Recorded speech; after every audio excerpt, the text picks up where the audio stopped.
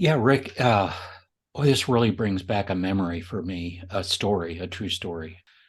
What you're just talking about, people struggling to find their identity in in huge change, in complex situations. Um, it's almost like fog of war. You've got all this stuff going on around you. It's very difficult to remember who you are and to focus in on that. I want to share a true story, and it's not a story with a happy ending, but I share it because if you're watching this and you have any kind of feelings of burnout in your life, let me define burnout. It's when you feel like you're in a situation that no matter how hard you work, it's never going to get better, and your efforts are wasted and you're getting diminished energy daily. You just feel like every day you're losing a little more. That's the beginnings of burnout. Well, let me tell you where burnout can go. About 2 or 3 years ago, I was working with an organization, longtime client, and their chief operating officer. I could see the signs of burnout in what he was saying and what he was doing. And I encouraged this person to get help more than just a good coach like myself, a consultant like myself. I think he needed a mental health professional that he could go to, but he never chose to do that. To make a long story short, there was a downward spiral. He was experiencing pain in other ways. He didn't feel like he was accomplishing anything. He felt like, he was struggling in every part of his life, relationships and financial and all of that. And he got onto this downward spiral, and it was like he couldn't get off. Now, I didn't find this out until after everything happened. I knew there was a concern about burnout, and I did everything I could to help him get on the right track. But this comes back to choice.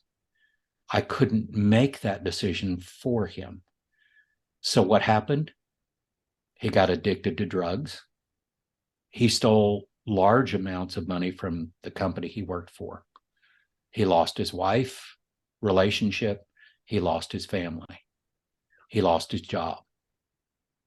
I mean, it's just totally about the worst case scenario that you can think of.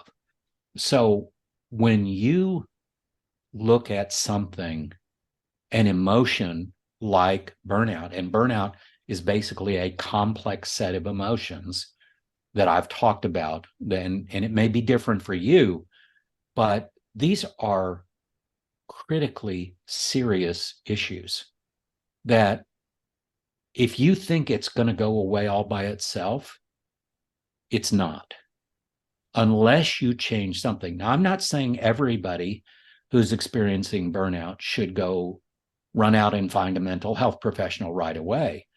But if you're feeling anything like depression or anxiety or whatever, I'd highly recommend that you do that. But also understand you have the power in yourself to be more intentional and choose your emotional environment, and realize there's a lot that you don't control. I don't care what your role is. There's a lot of things you cannot control.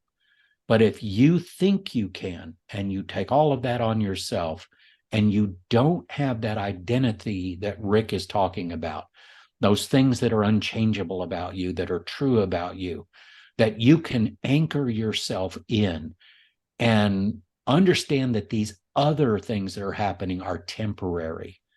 They're not permanent. They're not eternal things. They're things that are temporary. Then you could very well go down that spiral that I've seen other people go down. And Rick, I just wanted to share that true story with you because it is what could happen when you don't face reality of where something can lead. And it's a slippery slope. It doesn't happen all at once. You You have better days and worse days and better, but the trajectory is wrong. The trajectory is downhill.